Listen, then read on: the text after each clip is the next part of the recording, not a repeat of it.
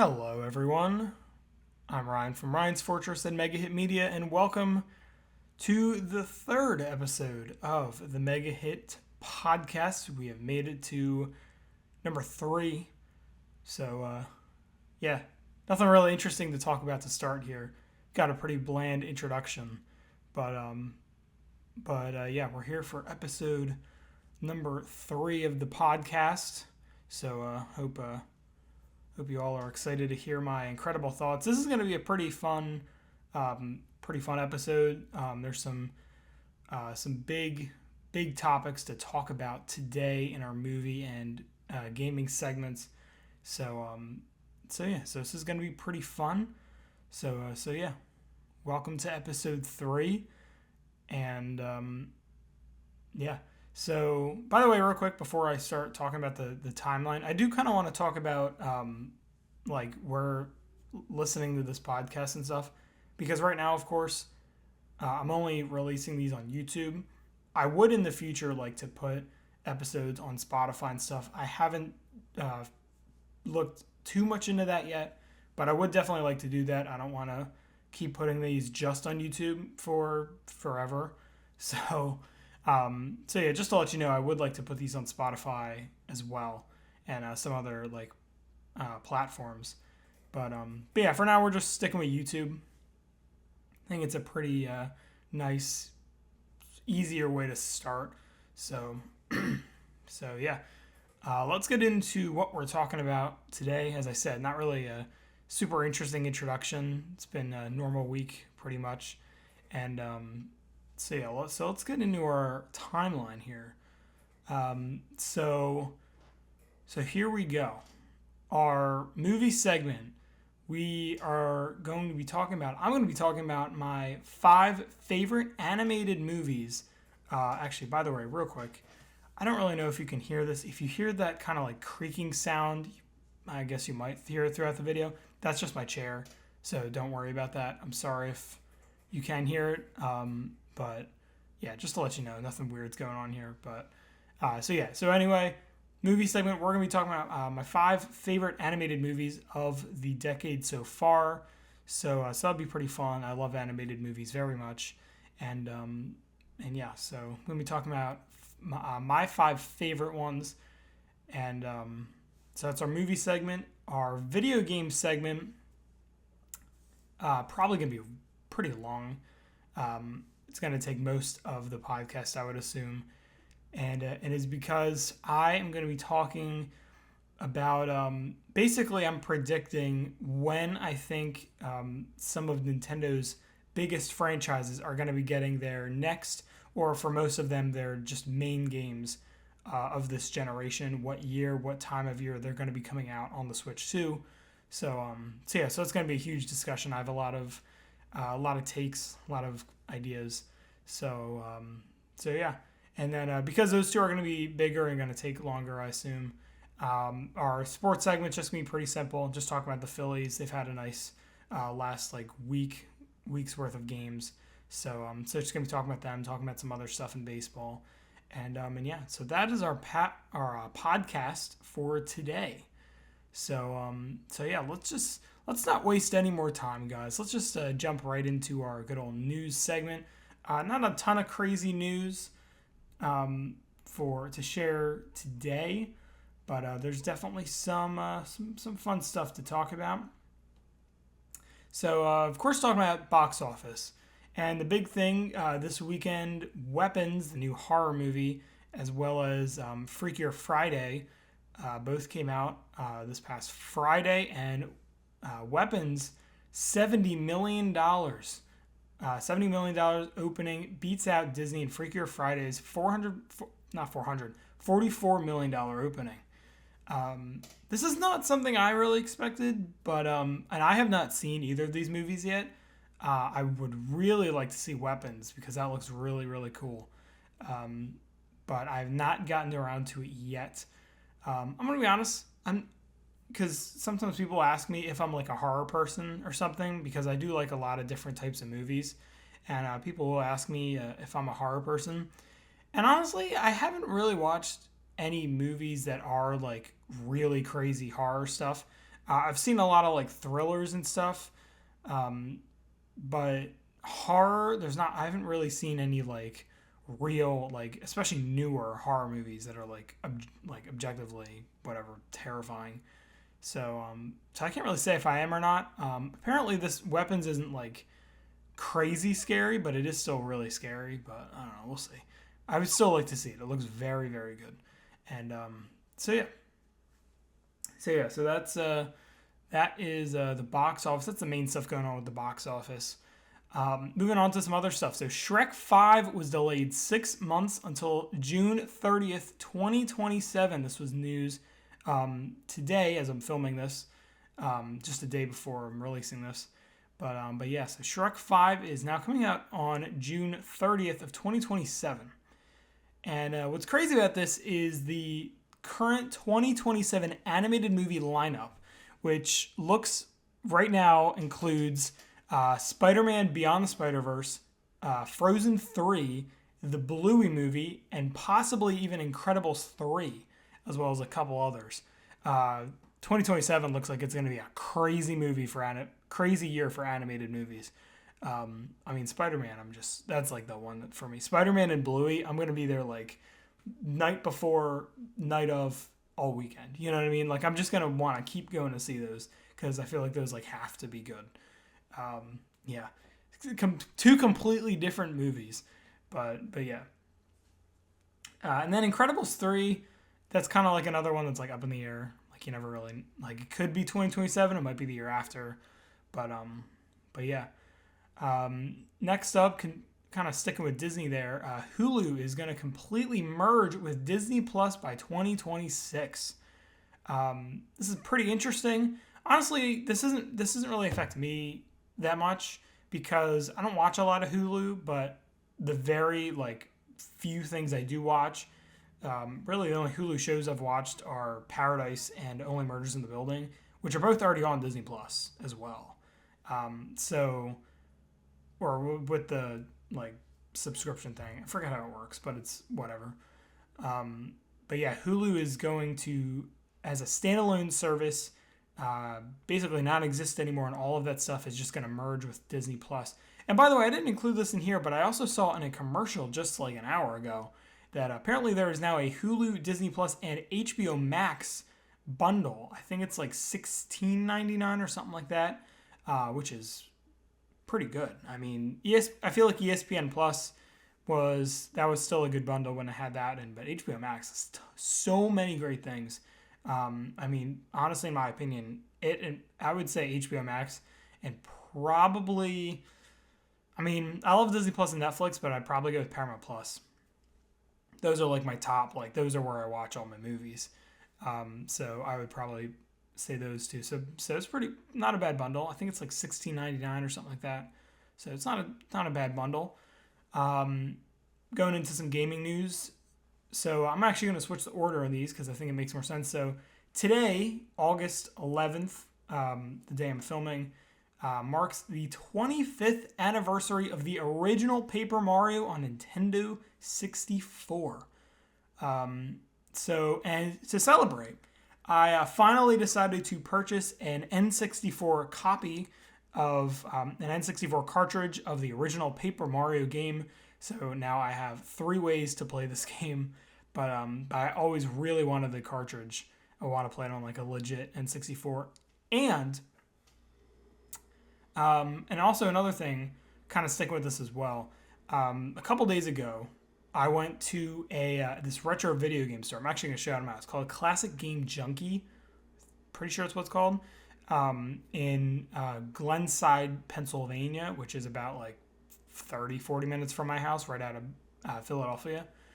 And that was a really good store. I mean, if you're in the area, definitely check them out if you're looking for some games. Really nice store. It has everything organized by console, which is really nice if you're looking for something specific. And they had a lot of stuff there. I picked up 3 things. I'll talk about the third one later. But I got a GameCube controller. I got one of those like those basically rip-off ones. It's not like an official Nintendo one, but it's actually very close. I've used a real GameCube controller before, and the one I got was only like $20. most of the games there, like Wii and before era games, were like most of them were $20, unless they were like really like special versions or really popular games. Some of them were a bit more expensive, but for the most part, most of the games were like $20, which was insane. Like basically 2006 and before that, all of those games were like $20, which is super good. I think that it's like the perfect price for retro games, if you ask me. So that was pretty cool. I also got a Paper Mario coaster, like a coaster you can put your drinks on, and it's like it has the design of the original box art. So that was pretty cool. It was just a few bucks, so I was like, why not? And I'll talk more about this when we get into our game segment. I bought a PS3 copy of The Last of Us because I've been watching the show, and so I'll talk about the show as well later. So it's a little bit of a spiel, but yeah, it's pretty cool stuff. So definitely, if you're in the area, if you're in like the Philadelphia area or something like that, I definitely suggest them. It's probably the best game store I've been to in this area yet, and I've been to a bunch. So yeah, definitely check them out. But anyway, so 25th anniversary of the original Paper Mario on Nintendo 64. I feel like when you talk about N64, you always talk about the same games: Ocarina of Time, Mario 64, Mario Kart 64. But the original Paper Mario is a gem. I feel like it really is a gem. I really want it to come to Switch too, with a remake, just like the same treatment with Paper Mario Thousand Year Door, and I want that same treatment to Paper Mario, especially because it's older and it is still like pixelated. It's a little bit. I would love to see that game with new graphics. I feel like that would be amazing. So, but yeah, if you've never played it, definitely check it out on N64 for Switch Online. Definitely check it out. It's such a fun game, especially if you enjoyed Thousand Year Door. If you played that on Switch, it's like very similar. It's just more places to explore, really. So it's the classic. So definitely check it out. And also, I don't know if this is in line with that anniversary, but Walmart put a bunch of Nintendo Switch games on sale. The big one, actually, that I saw was that Paper Mario, the Thousand Year Door for Switch, is on sale for just $39 at Walmart. This is like one of the best games on Switch, if you ask me. Definitely one of the best remakes for just $40. I mean, that's a really good deal. So if you haven't checked that out yet, if you didn't check it out because it was full price, retro game, whatever, stuff like that, definitely $39 for that game is like a steal. So yeah, definitely, that's a big thing. And then a little bit of sports news. So this weekend, the first female umpire in MLB called her first game behind home plate on Saturday in Atlanta, being Jen Powell. I think I'm saying that right. First game behind home plate. Huge thing for baseball. I think it was like Friday night. She was down the first or third baseline.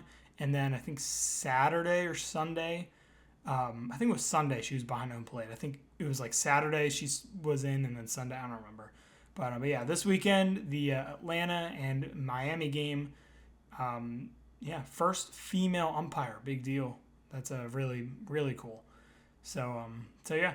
And then also a huge deal about a week ago, ESPN acquires the rights to NFL Network, Red Zone, and more in mega deal.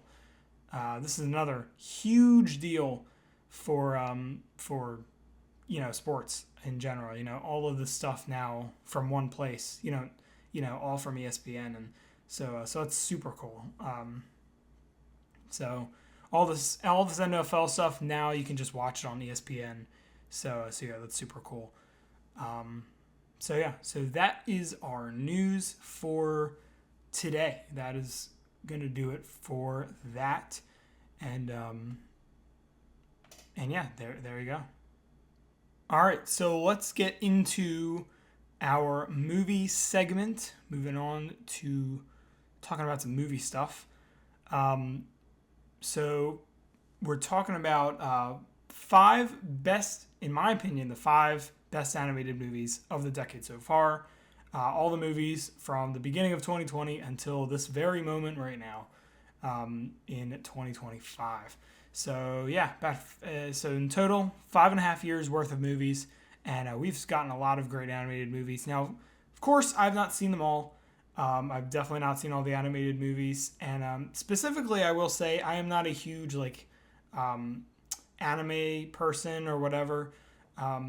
I don't really watch a ton of the I guess you would say foreign movies. I've seen some, but I know just as an example off the top of my head, I think 2 years ago there was a movie called The Boy and the Heron that won Best Animated Feature. I've never seen that movie. I don't know anything about it.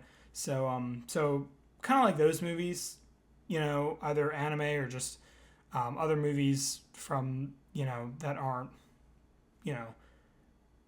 I don't know how to describe it. It's kind of funny trying to describe this, but yeah. So it's those style movies, the less popular ones from other countries. I haven't seen all of those. Those aren't the ones I tend to watch. Not saying I haven't watched any. One of these movies is one of those. One of the movies on this list is one of those. But yeah. But anyway, yeah.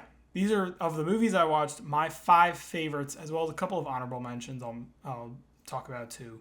But in general, my 5 favorite animated movies. But to start, I'll talk about some recent watches. So as I mentioned in the news segment, I just actually today finally finished The Last of Us Season 2. So that was pretty cool. And of course, never played the games till now. We'll get to that. But yeah, never played the games going into the show. But I love the first season, so I was really excited for season 2. And I think it was really good. I don't think it was as good as the first one. I know the game, of course, critically acclaimed, all this stuff, and I feel like it is kind of like a hit or miss thing if you think it's better than the first or not. It depends on who you're talking to. But for me, from the show, I think the first season was better. I think it was a bit more enjoyable, but I still think the second season was really, really good, really cool show. And of what I've seen of the second game, it's just like the first season, very on point with the game. So yeah, great moments. There's some great acting here as well, some great performances, and so yeah, really, really good show. If you've never played the game, anything like that, definitely check it out. It's really, really good.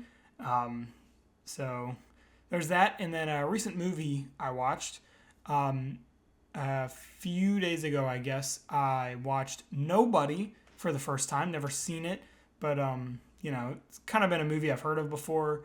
And of course, we have Nobody 2 coming out this week. So I was like, you know what? Give it a watch. And really good. If you've never seen it, it's Bob Odenkirk. It's the same people that made John Wick. So it's kind of like John Wick, but him instead. And yeah, it's just really fun. Some more, crazy R-rated action. It's just really great. There's one scene on a bus that's just phenomenal. I was telling this to my dad, if you want to see the new movie, it's if you don't really care to watch the original movie, just watch that scene. Let me give you a couple of details and then watch that bus fight scene, and that's all you need. So, but yeah, it's just really cool. I also like with the movie. This isn't really a huge spoiler if you haven't seen it, but the idea is that he is. Sorry. The idea is that he is a father. He has a family, and he used to be I forget what it was in the movie, but he used to kill people. Really, that was his job, and so he kind of still has that in him where he wants to kill people. Almost, that's kind of a simple way of putting it. But it's just interesting this because there's a ton of other movies that are like that, same idea. But this one's kind of interesting because it's the wife is totally on board. She understands it all. It's not like she doesn't know, and it's not like she's like, "Why are you doing this?" She's like, "Are you okay? How many did you kill?" Almost kind of thing. So it was just kind of funny. It was just a way for him to just let him do his thing. So yeah, really, really cool movie. If you haven't seen it, definitely check it out. I believe it was on Peacock. So yeah, definitely check that out. Um, so yeah, now let's get into our main talk of the segment. Those 5 best animated movies. So as I've said before, I love animated movies very much.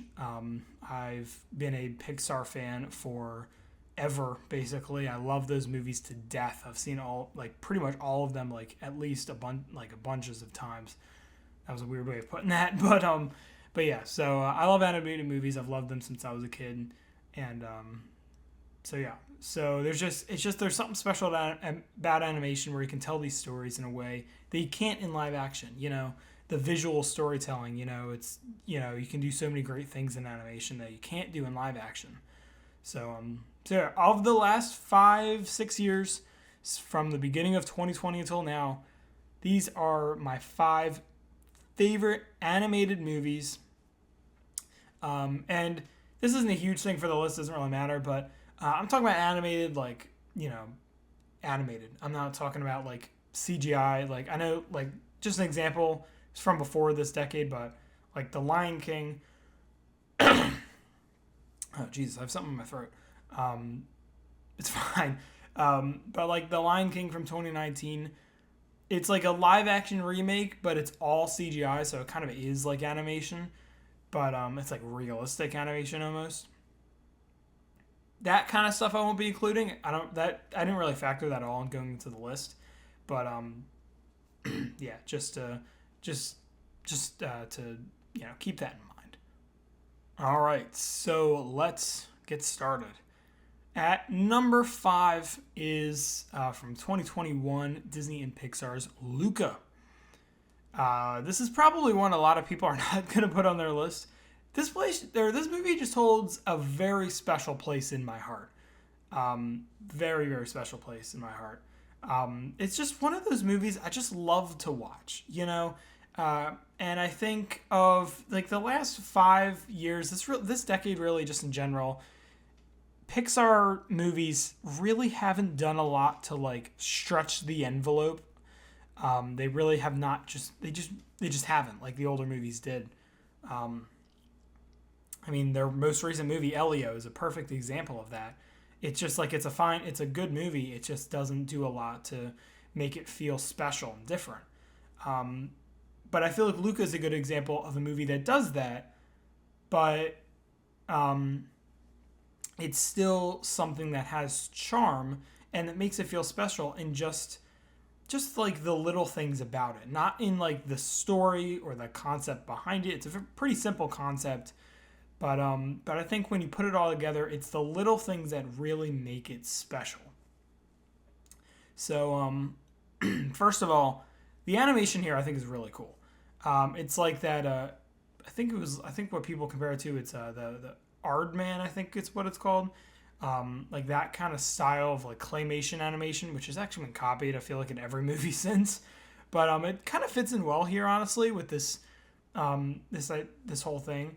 But I just love the setting very much. The Italian Riviera town of Porto Rosso it's just such a nice, place for this adventure. It's so fun and full of just so much charm that you really are just hooked into the movie just because of how beautiful it is. And of course, big part of that is the beautiful animation. It makes it such a great movie for the eyes, really. Great movie for the eyes. But like I said, concept here is not anything special. It's very, very simple. You have a kid who is a sea monster and wants to explore the human world. And yeah, pretty simple. There's not a lot to it, but it's still fun. And the characters, of course, really charming and brought to life by some really, really fun voice actors. And yeah, it's really just the small things that make this such an enjoyable film, which is why it really is one of my favorite Pixar films of the decade. It's just so fun. That's really the best way to describe it. I first saw this movie and I was in the Jersey Shore in Ocean City, and I woke up because this was on Disney Plus, and it was that like Friday it came out. I woke up at like 5 or 6 in the morning, just to watch it. I got up super super early, sat on the front porch and watched it all on my phone. So, and I think that was really charming, just a fun experience. Just, you're in, especially since it's the Jersey Shore. Like, I'm at the beach. Of course, Jersey Shore has nothing on, the, Italy, but it's still, just that atmosphere. And that's kind of what I love about it. And that's kind of what I've said before with, like Turning Red, where, like, there was very similar things about those, where it's, like, kids who don't, want to do more than what their parents, are telling them and blah, blah, blah, blah, blah. But for me, it really is the setting. It really is the setting. I mean, it was much more appealing to be in, in an Italian Riviera town than Toronto, really, Toronto suburbs. That's part of the reason I love it. And I think just such charming characters, such charming, just world, you know what I mean?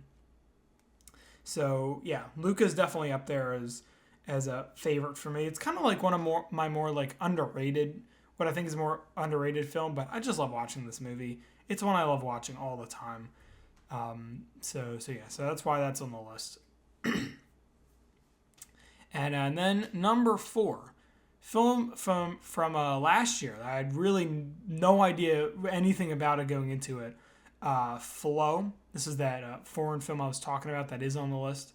And so this came out last year, and like this is one I had heard of, but I really knew nothing about. But I was like, like why not? You know what I mean? Especially since I wanted to watch more of those movies that were being nominated for this stuff that aren't as popular. And so I was like, I'll give it a watch. Why not? And especially since it was being critically acclaimed, it had like a 97% on Rotten Tomatoes. And it is just, it is a really unique experience because it really is, because like Luca was talking about like the visual side of it, and just in general with animated movies, that visual storytelling is something you can't get in live action. Flow is all visual storytelling, really. Like it completely is. Like everyone always talks about WALL-E as one of those movies where it's like, even with such little dialogue, it's able to tell such a really poignant, really just amazing story. But they still do talk. You know what I mean? Like there are humans in the movie that do talk. But Flow, there's no talking because it's all animals. It just... that's one of the things about this movie that just amazed me.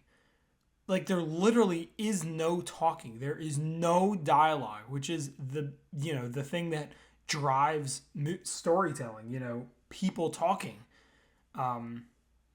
Especially in movies, that's what drives everything, because that's what there is. That's how you know what's going on. But Flow is able to have such like rich, beautiful animation that it almost looks like paintings coming to life in a way that like no other animated movie has done. It is just so unique in that way. But just it's again, visual storytelling it's super hard to get right. Like something like this is not easy to put together. And yet you still, it really does feel like throughout the movie that the characters, like the animals, the characters are cats and dogs. It feels like they are talking. And they're not, you know what I mean? Like the movie does a great job of that, of being able to make it, you understand what's going on and still give a really thought-provoking and deep lesson behind that and a great overall theme. So it's just, it was a movie that amazed me on so many levels. And really just that. And especially that was a big thing for me because I think this movie, I think, has some like I don't know if you'd say like religious undertones, but I, of course, I'm not religious at all. I don't know any of that kind of stuff. I would not pick up on anything like that or what this film represents metaphorically in that way. But I didn't need to enjoy it and to really just like love it very much. Because just as a movie, it's just so well done. It has so much heart to it. So much, like I said, beautiful animation. Such like just such unique, stylistic animation. All these great things that make it such a unique experience. You really can't find in any other movie. Because, like I said, even in things like Wall-E, like there is still talking, there are still characters there, but in this one, it's not any. There's no humans. It's all animals, and they still are able to show in the movie all of their feelings, all of these things that they really, all the things that they feel, all the things like when they're scared, when they're happy, when they especially in like a situation like this, it's supposed to be like the world is flooded or whatever, like it's a post-apocalyptic Earth, and but everything's put together so well. So everything the movie wants you to feel without telling you is just brilliant. I mean, they always say in writing like show don't tell. In this movie, literally like tell is non-existent. So it's all show, and it does an amazing job. So yeah, so this is definitely a movie that I would recommend because of just how unique it is of an experience. Just from an animation perspective and just from a storytelling perspective, it's it's just so fun. Such a neat experience to witness. So that's number 4. That would be Flow. Number 3. Spider-Man Across the Spider-Verse from 2023. I remember my dad showing me in 2018, or I think it was actually like 2017. I think it was really like a while before. He showed me this trailer and he was like, "Oh, look at this! This new animated Spider-Man movie is coming out with Miles Morales, in the black Spider-Man suit."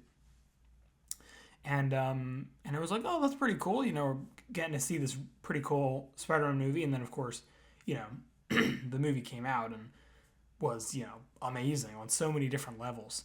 And so, finally, after like months and months of delays, the sequel finally comes out. Across the Spider-Verse, huge movie.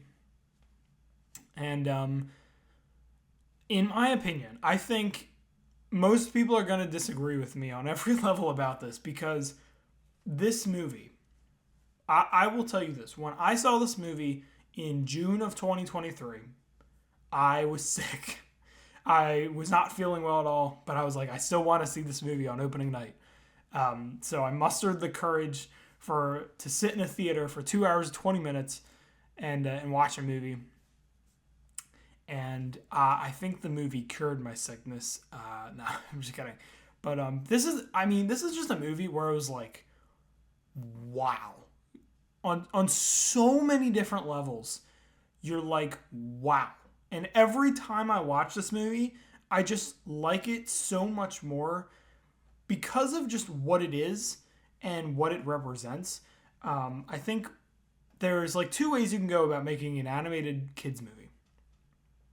You can make it a movie that kids will enjoy because of the characters in it and stuff. But adults will love it because, you put these little themes in there that they'll pick up on and overall things that the kids won't really pick up on, but the adults definitely will. And, they'll, something to connect with the adults. Or you can really just make a kids movie that the adults, like you just throw in references that the adults will, the adults are there, so it's like just give them some little references and make them happy while you just give them this stupid kid story. Spider-Man Across the Spider-Verse feels like a dark PG-13 superhero thriller movie that is only PG because it is animated. Like it's just, this is one of those animated movies that pushes the PG guideline so far, where it's like if this was not animated, it would 100% be rated PG-13, because it is just, it's not. I mean, honestly, I would go as far as to say this isn't a kids movie. It is just an animated movie that kids can go see, but it is not made for kids. It is made for the adults and the teenagers and the massive Spider-Man fans watching, or massive just superhero fans watching. And really what this movie is just a really deep and just crazy, action-packed, really, it's superhero storytelling at its best. This is my favorite Spider-Man film, and probably one of my favorite superhero films I've ever seen. And there's just a lot of things that go into that. First of all, the animation is crazy. I'll just say that.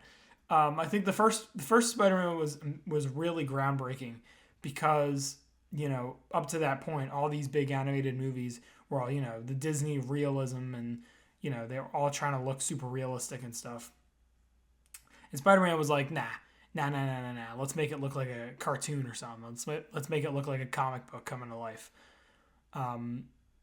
This movie, on the other hand, it's like that too, but in so many crazy ways. The opening scene alone is like, holy, like, whoa. Like, it's something super unique, that it's like just artwork.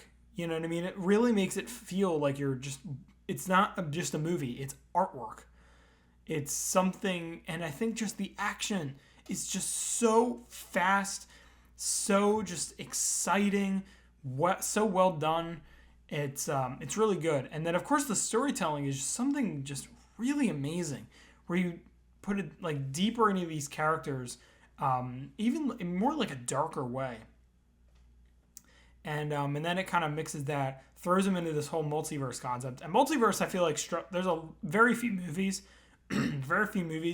that have done it right with multiverse, because most of them it's just a huge disaster. I mean, of course, especially with Marvel. But this is one that does it right on so many different levels. Both of these movies are. But this one, like, you're literally thrown into the multiverse. It's not like they're thrown over here. You're thrown into this massive universe, literally the Spider-Verse. But it's super cool. And it's just the main thing, where it's like every Spider-Man has their destiny for this stuff to happen. Every version of Spider-Man, this is meant to happen. This is what's supposed to happen.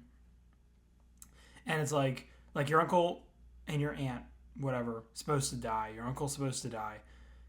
Your dad is supposed to die in this case. It's like, that's what's meant to happen, because you're Spider-Man. You know what I mean? Like, that's the story of Spider-Man.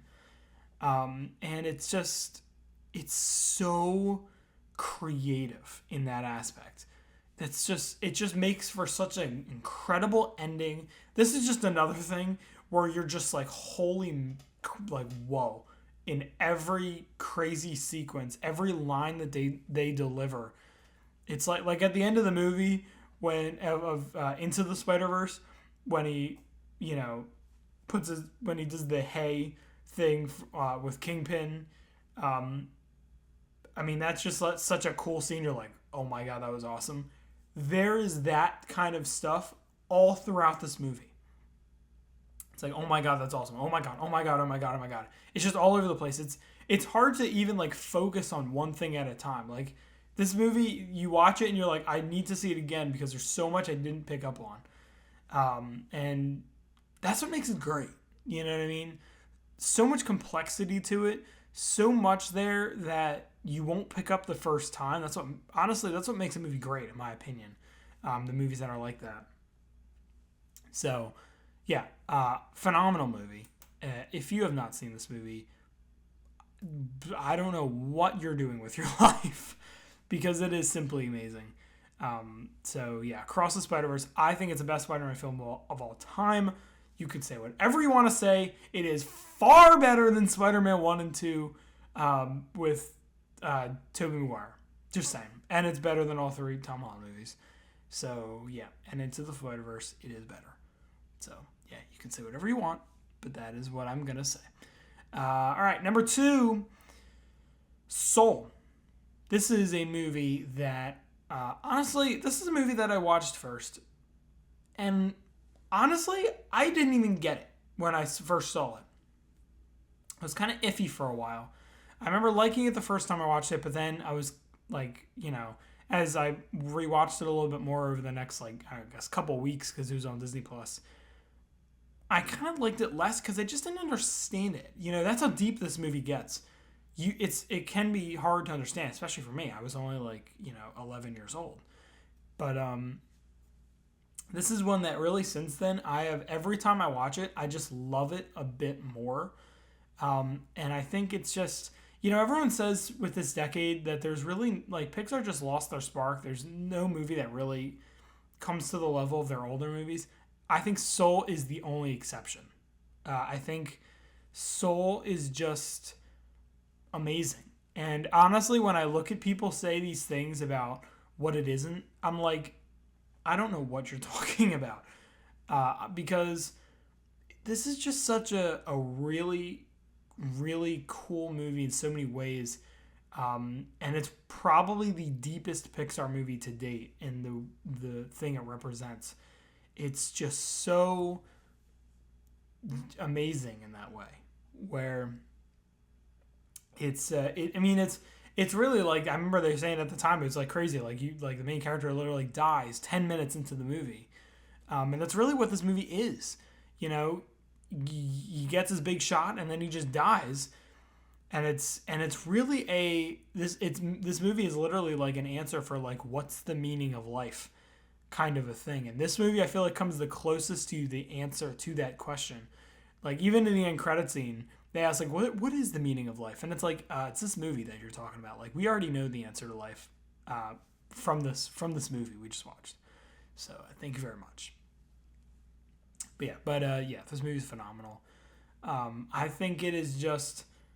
I think it's great in a way that the older Pixars weren't. I think it is deeper and stuff like that. It represents so much more when it comes to its theme, but it's just so good.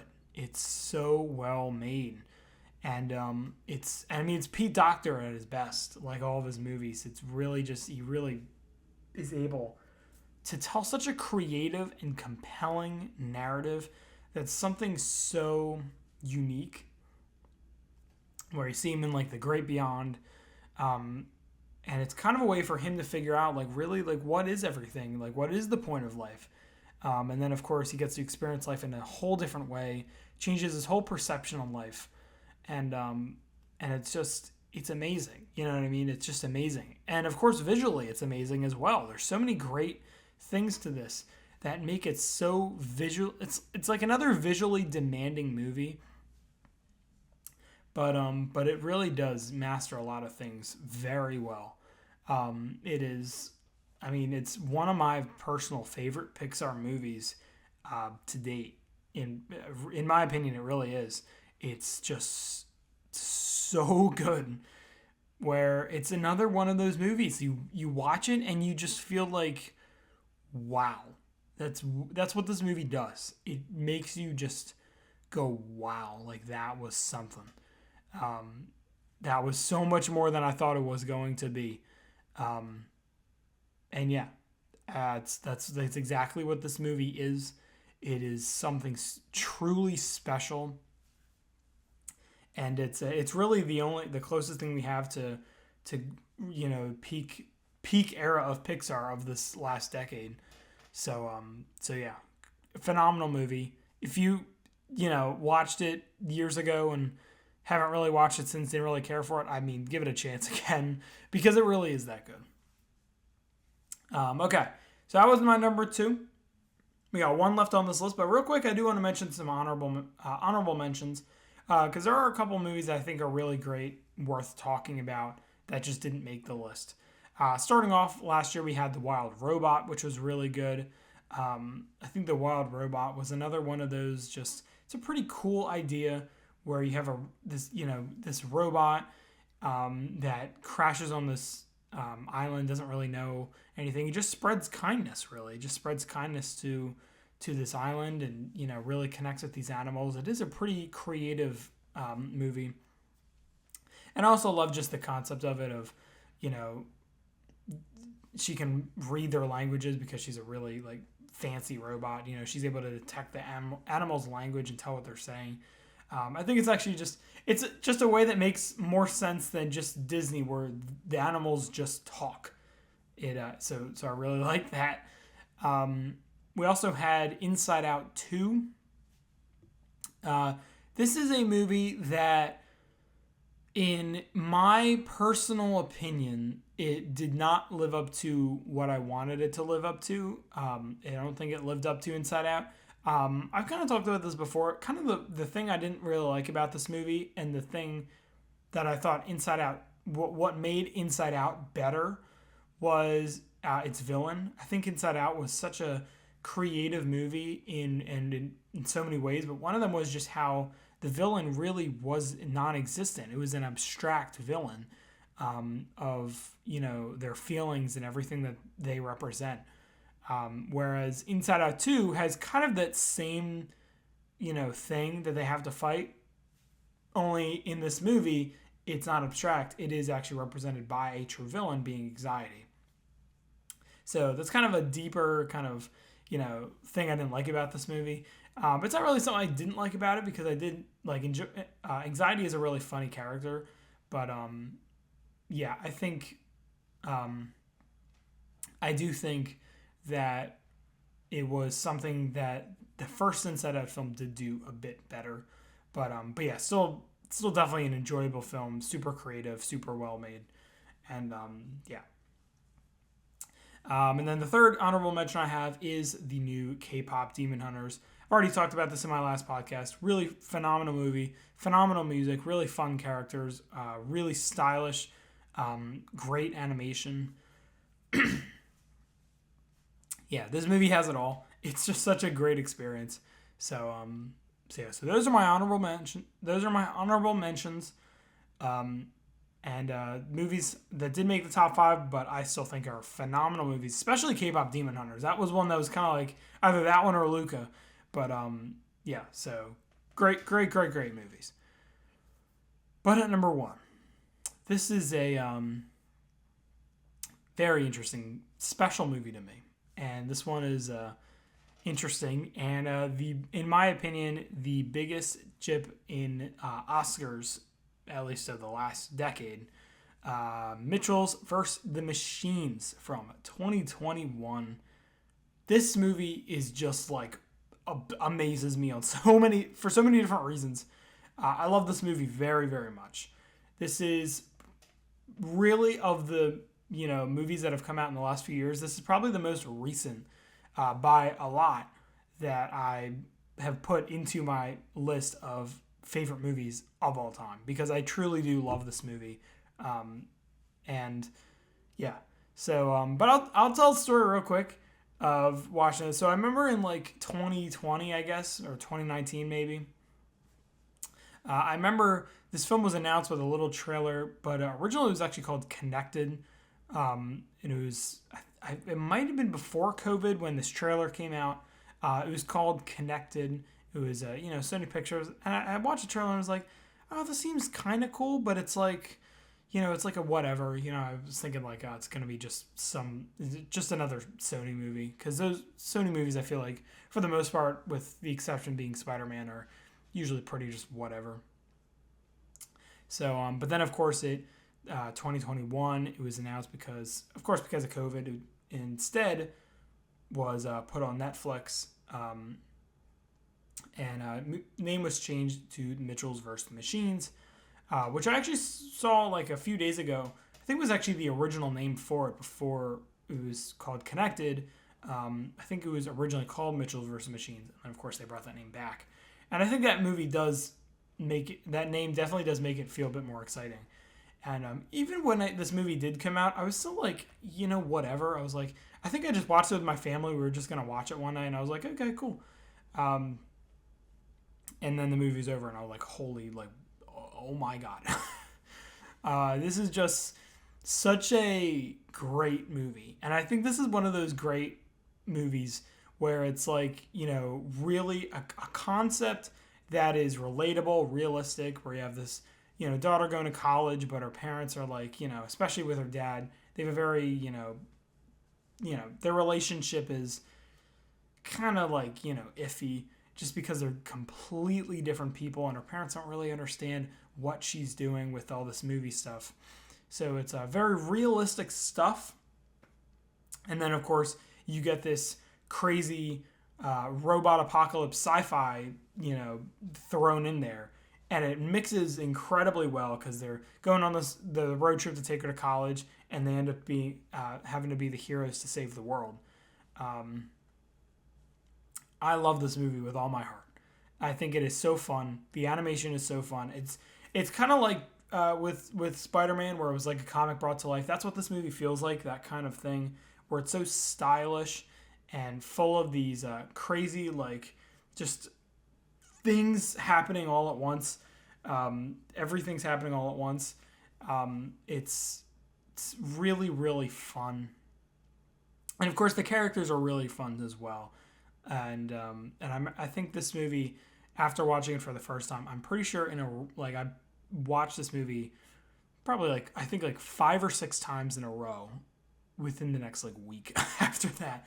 I just kept watching it and rewatching it and rewatching it because I loved it so much. I was like, oh my God, I love this movie. I love this movie. I love this movie. So yeah, and it's just so fun. It's just such a well-made movie, so creative, full of life, and yeah, this is another one. This if you haven't seen it, definitely give it a watch. It's such a great movie, and definitely should have won Best Animated Feature, but of course you got stupid Bruno. You know what I mean? You can't talk about Bruno, but you can talk about the movie he was in. So yeah, I mean, I guess that movie was better than this one. I don't know. I hate Encanto. On so many levels, I do not like Encanto. I'm sorry if you're an Encanto fan, but I do not like that movie at all. But actually, the reason I don't like Encanto, I was kind of talking about this last week with my Fantastic Four thing. The reason I don't like Encanto is the same thing with Bowser's Fury. Ooh, sorry. Where Bowser's Fury was a game I only didn't like because people were saying it was better than Odyssey. So because I thought those people were wrong, I hated it. This is the same thing because people will say that this movie is better than Coco. And I would be like, what is wrong with you? Do you even know what a good movie is when you see it? I think I'm too harsh on this movie because it is still a fun movie. It has some nice music, but I do not like it. But anyway, we're getting off topic. That's our movie segment. 5 best animated movies of the 2020s. So yeah, that's that for our movie segment. And let's now move on to talking about gaming. Huge segment here on gaming. So yeah, let's just get right into it. So yeah. So let's start really quick with our icebreaker. So games I've been playing. So I have kind of been playing a little bit of Donkey Kong Bonanza and Mario Kart World. It's kind of been like an on and off thing. It's kind of like just whatever I want to, just kind of turn it on for a little bit and play it. But the main game I've been playing, when I was at that game store, I picked up a copy of The Last of Us for my very old PS3 that I've had for as long as I can remember because my parents got it years ago. Because it was, a Blu-ray player, of course. So we have a PS3. So I was like, why don't I play Last of Us? Because we've been watching the show. I was like, I'll give it a try. So, and it was only like $20, or I think it was like $15 actually at that game store. So I was like, I feel like that's a steal for how great this game is and how great everyone says. So I haven't made it too far, but I'm enjoying it so far. Where I am in the game, it's basically like right after they left with Tess, after they found out she was bitten and then they had to escape and all that. So basically right after that, almost. Sort of after that is where I am now. So So yeah, it's really good so far. I'm not very good at the game, but at least the show kind of helps me, what I have to do, just knowing the show. But yeah, so yeah, that's how that's going. I'm kind of like okay at it, but just nice, you die and you can go back. There's a lot of like checkpoints that'll just reset you. So it's not the worst thing ever. I'm doing fine. It's fun. So, but yeah, so that's Last of Us. Um, yeah, so now let's get into one of the big talks of Nintendo. We of course about 2 months since the Switch 2 came out, so it's time to. I feel like it's time to talk about when are we getting some of these big games, because I feel like at this point, especially since we didn't have a big Nintendo Direct, we don't know a lot of we really don't know anything after this year. That's the main thing. So here's what we're talking about today. I have a list. We have, how many are on here? I thought there were 9. Wait, there's 9 on here. Yeah, I thought there were 10, but there's 9 games in here. Oh no, I'm sorry. There are sort of 10, but games on here. A list of the biggest Nintendo franchises. They're big IPs, and in my opinion, for most of them it's just the year, but for some of them I will specify like what time of year or whatever. But it's basically the year that I think we will get these big Nintendo games. These big for most of them, it will be the main game for the system. For some of them, it is like the next game, I guess, if there are two. But yeah, most of them, it's like, when are we getting this franchise on the system? So yeah, so that's how it's gonna go. So let's start off, of course, with the mascot of Nintendo, the unofficial mascot of Nintendo himself, the chonky Italian overall wearing plumber, Super Mario. And so Super Mario, this is kind of why I was confused with 9 and 10, because I thought there was 10. But there's really 9, but Mario is a 2D, 3D kind of thing. You don't really know. So Mario is a very interesting case, because we just got Donkey Kong Bonanza, which not only is very similar to 3D Mario, but is the same team that does a lot of I think it does most of the big Mario stuff. It did do Mario Odyssey, so it's like, it feels like we wouldn't be getting a 3D Mario too soon after. I think a lot of people are still saying like, oh, I think we're getting the first 3D Mario game next year. To all those people, my prediction is that you're gonna have to wait a little bit longer. Honestly, I don't really need a 3D Mario right now. I think Donkey Kong Bonanza is fulfilling that perfectly for me. So I'm not really like, okay, I need an actual Mario game though now. So yeah, I'm kind of in a state like that where it's like, whatever. So here's my prediction. I do not think we're getting 3D Mario until 2027. I think it's going to be a little bit longer in between, but I do think we are going to see 2D Mario next year. So I am predicting 2D Mario in 2026, 3D in 2027.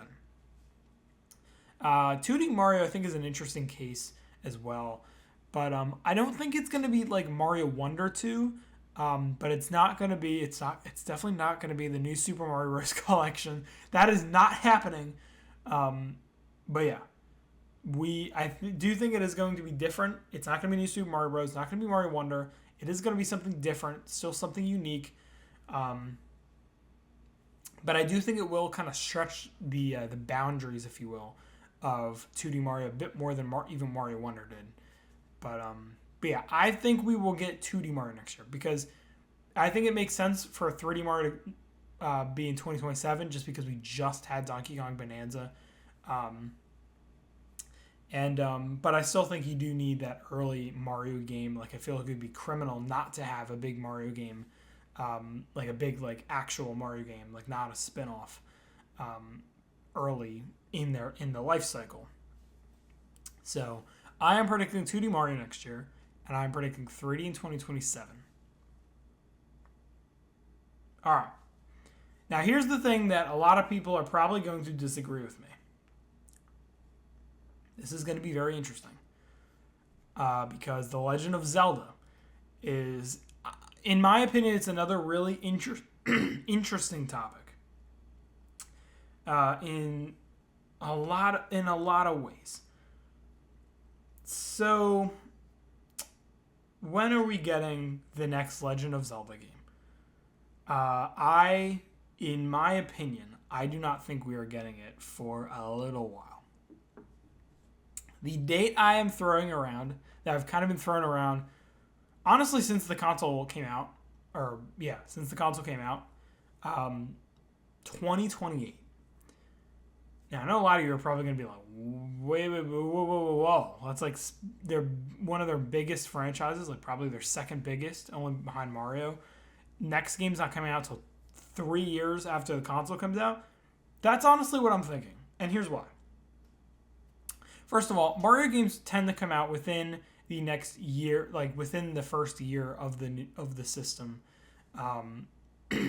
while Zelda games are not like that. In many respects. Before, it was like the original Legend of Zelda and Wind Waker, definitely on the top of my head. Those came out like a year later. But you also have games like that include I don't know, it's right there. Ocarina of Time, that came out in 1998, 2 years after the N64 came out, a little bit delayed. Technically for the Wii, we did get Twilight Princess at launch. But as far as I'm aware, that was supposed to come out on the GameCube. And while the next Zelda game was Skyward Sword, which didn't come out until 2010. And then, of course, we didn't even get a Zelda game for the Wii U. We didn't get until we got, Breath of the Wild, which was, cross-released and, everyone was getting it on the Switch. No one got it on the Wii U. So, honestly, in my opinion, I think and the other case with this whole thing is that like only 2 consoles have gotten 2 Zelda games. I think it's 2, right? Yeah. Well, not only 2, but 2 of the big ones. And so, which is the Wii and the Switch 2, or the Switch. So the Wii got Twilight Princess and Skyward Sword. The very next console barely even had a Zelda game. It had Wind Waker at the very end of its life cycle, which of course was cross-released on Switch. And then of course Switch has had 2. Had Breath of the Wild and Tears of the Kingdom. And I will also say, Tears of the Kingdom was only 2 years ago. Might not really seem it. It feels like it was a little longer. But Tears of the Kingdom was only 2 years ago. And the difference was that there was a 6-year gap in between those 2 games. So, yeah. That's where I stand. Because not only did we just get Tears of the Kingdom, but we also did just get Echoes of Wisdom. I believe that was 2024. I think it was last year. This year, apparently, I think it's this year, we are getting Hyrule Warriors Age of Imprisonment. And so I just feel like we've had a lot of Zelda content. We also, of course, have the Zelda finally playable on Switch, Switch 2 with the Wind Waker on GameCube NSO. And now, so yeah, I think we are in a state right now where Zelda. I don't think people are really like clamoring for a new Zelda either.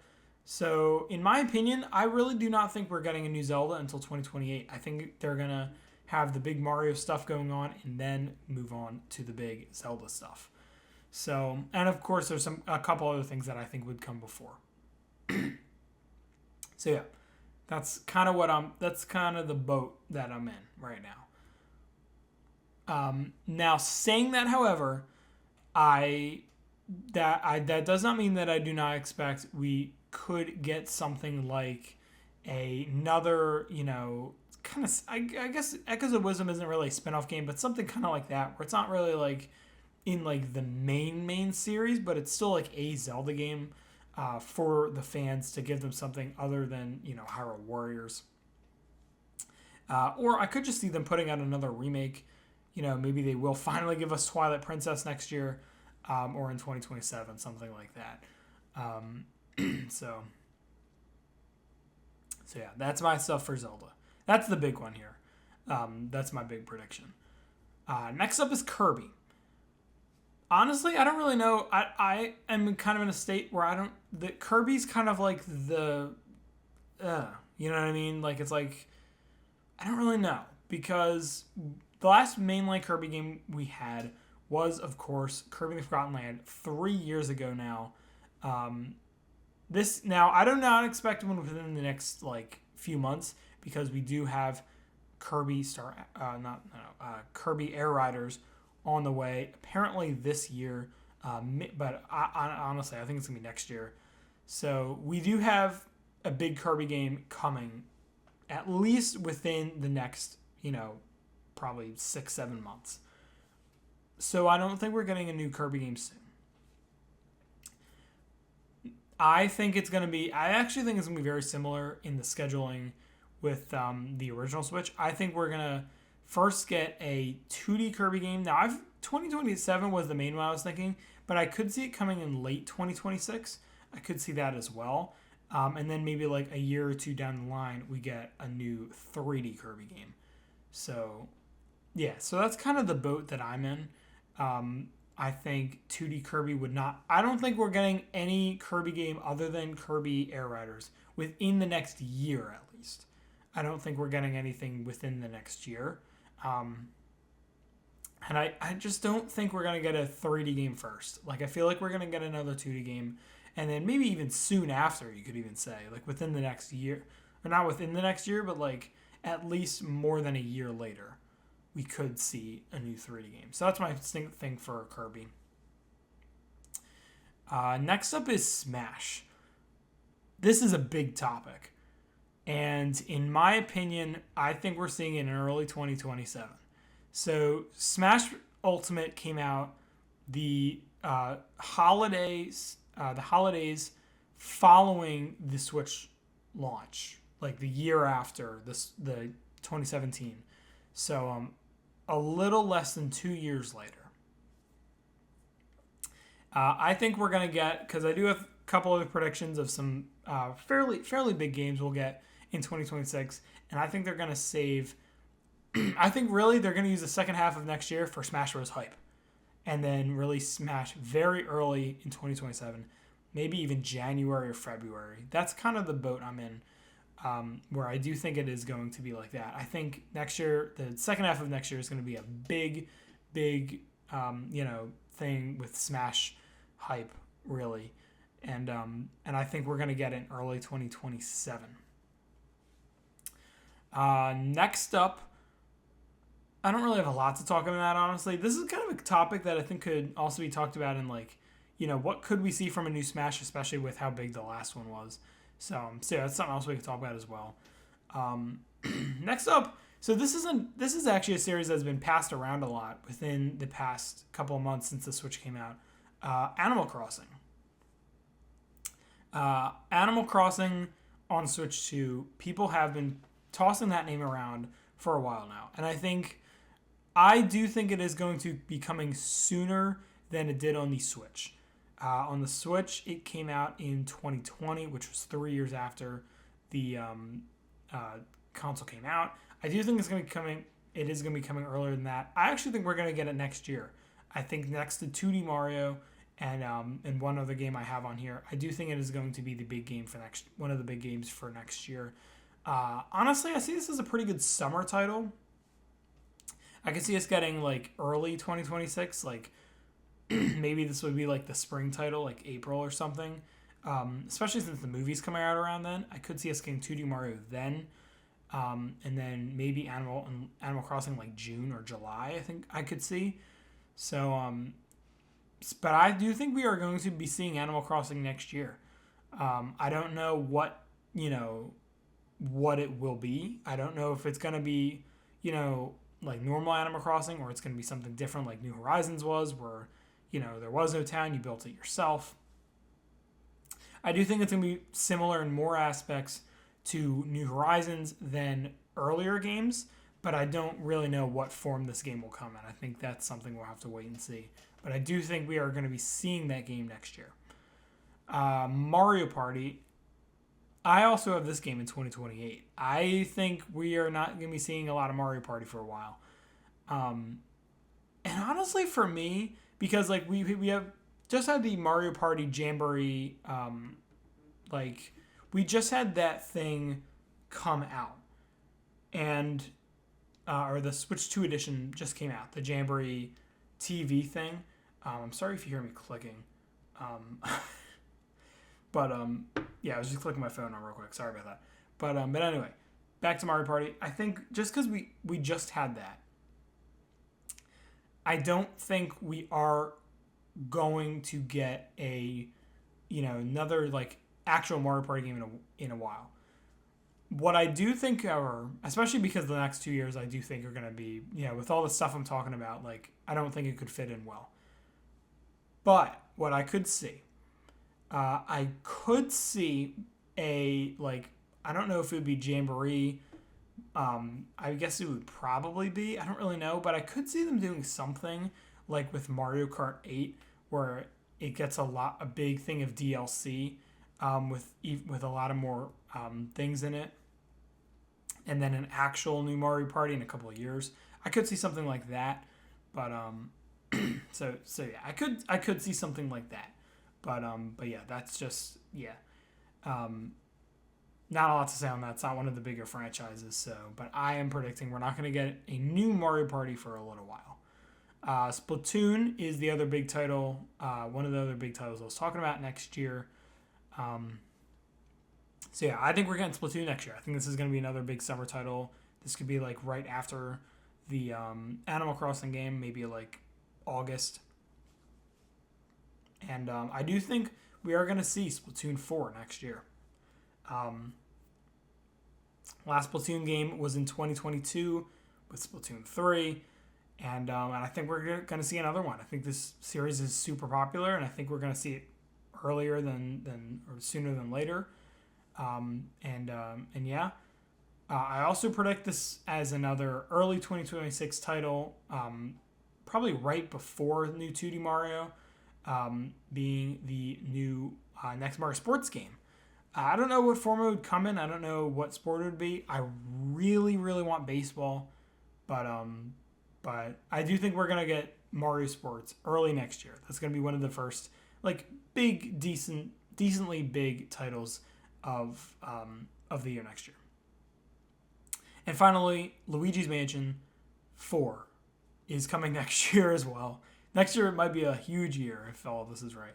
But I could see this coming Halloween-ish, October, November of next year. The game to close out the year, I could see this coming out then.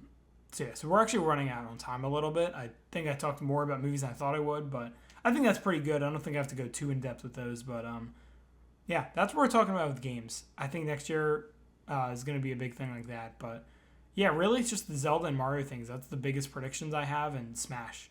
So yeah, we'll see what happens there. I honestly, if they put out 2D Mario next year and then 3D Mario's in 2027, I would be completely fine with that.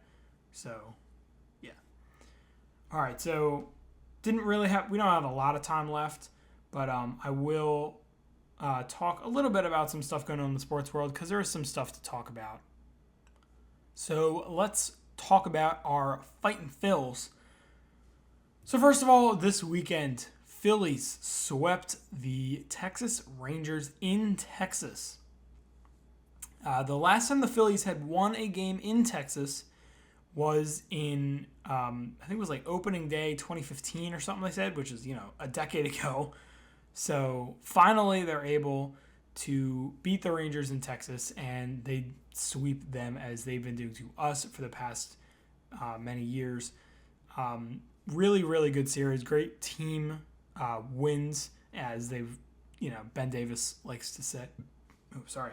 But yeah, so really great series there. Joan Duran as well. 4 for 4 in save opportunities. Saved 2 games in a row in Texas. He saved Saturday nights and Sundays. And he's just amazing. I mean, he's just such a reliable closer that makes you just like I feel like the series, if we had the series a month ago, we would be like, oh no, like like what's gonna happen? Like anything could really happen in a 1-run game. And Joan Duran is like, you know what? No, 1-run game. I'm coming in. This game's over. So yeah, huge there. And then of course you have the incredible defense yesterday from Harrison Bader. That incredible catch to rob a home run. Electric play. Really electric play. Such a phenomenal catch. And Harrison Bader really been doing good. Like I said on Twitter yesterday, I was like, he's the clearance player that we, clearance player of the year or something. But yeah, he's doing far better than I ever expected him to do. So yeah, really big from him. So yeah, that's him. Schwarber. So there was a crazy stat on Fox on Saturday. Schwarber's 10 home runs. Schwarber has 10 home runs. Schwarber as a lefty, 10 home runs off left-handed relievers, which puts him in second place next to Barry Bonds and Ken Griffey Jr., which is insane. So this is the stat is most home runs in a single season by lefties against left-handed pitchers. So Barry Bonds is on top with 11. Schwarber and Griffey both have 10. That is their record, which is, it's kind of a specific stat, but it's just a cool one to see Schwarber right in the middle of those two, like baseball legends. So pretty cool there. And then, of course, Phillies now 5.5 games up. I think now it's 6. I think it's now 6 games exactly because I think today, being Monday, the Phillies did win today, of course. I'm filming this later in the day. So the Phillies did win today. They beat the Reds 4-1. And the Mets, I believe, did not play today. So I believe we're 6 games up in the National League East, which is amazing. And, of course, the Mets just getting worse and worse every game, just like the Yankees. I saw they have like 2 of the 4 worst records in baseball since June 13th. Only in front of like the White Sox and the Rockies, I think it was, which is like, that's like the worst of the worst. And it's both New York teams, which is what's super funny. And right now, I think both teams are like the 6th seed in the divisions are on the cusp of being eliminated if they don't, stop these shenanigans that they're doing, whatever the hell they're doing. The Yankees just find such creative ways to lose games now. Such creative ways to make errors, such creative ways to just be stupid at the plate or anything. I saw today there was a thing like Jazz Chisholm was like very obviously, trying to relay like some kind of signal at second base for what looked like he was doing like a circle thing with his fingers. He was like making a circle in the air to signal like breaking ball, I guess. And of course, whoever was at the plate, I forgot who it was, but breaking ball, literally a pitch right down the middle that he just looks at, and it's like that's just funny to me. But yeah, Yankees and Mets just suck. So it's definitely funny to watch that. Now the Phillies are up 6 games in the NL East, which is huge. Honestly, I do think we're going away with the division this year. Sorry about that again. Got a little tickle in my throat this whole podcast almost. So, but yeah, we're good. Anyway, I think the Phillies definitely have the division locked in. I know there's still over a month left to play, but I do think we are gonna get the division easily. And I mean, honestly, if we don't get higher than the 3rd seed, I'd be okay with that.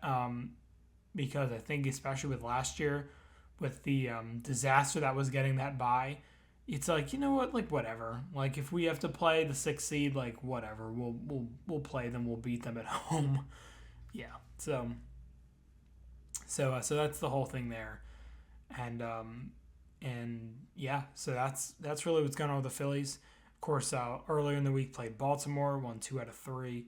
They're doing super well. They are having guys come through. Finally, they have, when some guys aren't getting it done the one game, the other guys pick them right up, and then they just switch, and it's just such a great thing there. And then, of course, our bullpen has just been phenomenal.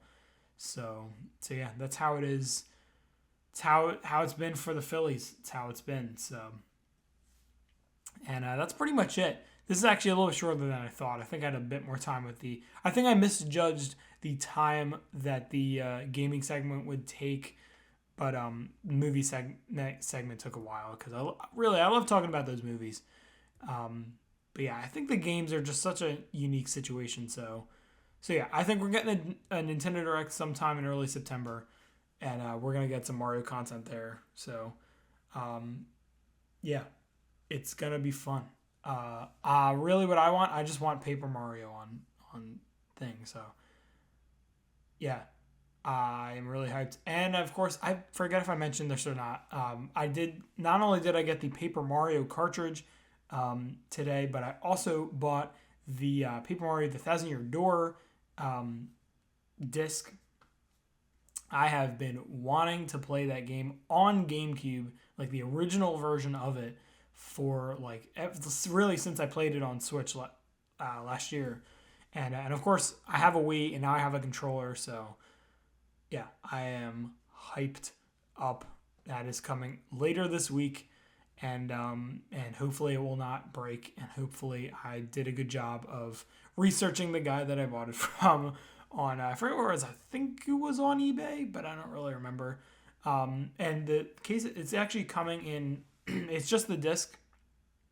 It's not the like the case or anything, but the guy said that it is coming in like a pocket thing. You can put the disc in, which is pretty nice. So yeah, I think that's gonna do it for the podcast. I'm gonna go play some Last of Us. I'm really enjoying it. I'm struggling to get used to the controls. I keep noticing whenever the game tells me to hit X, or whenever I just have to hit X, I always find myself hitting the triangle button. But yeah, triangle button. I guess because I think it's X, just because that's where X is on a Switch controller.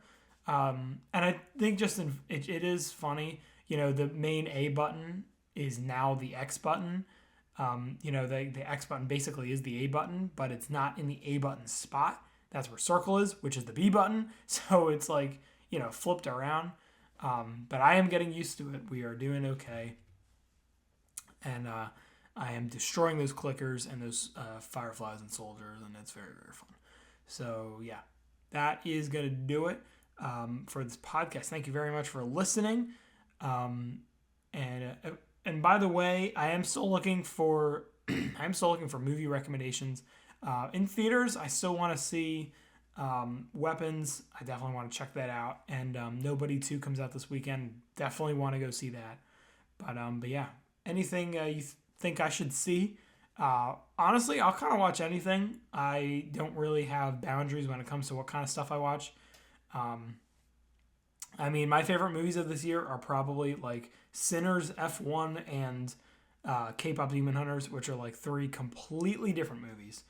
So yeah. So if you have any recommendations for me, please let me know, because I would love to watch whatever you say.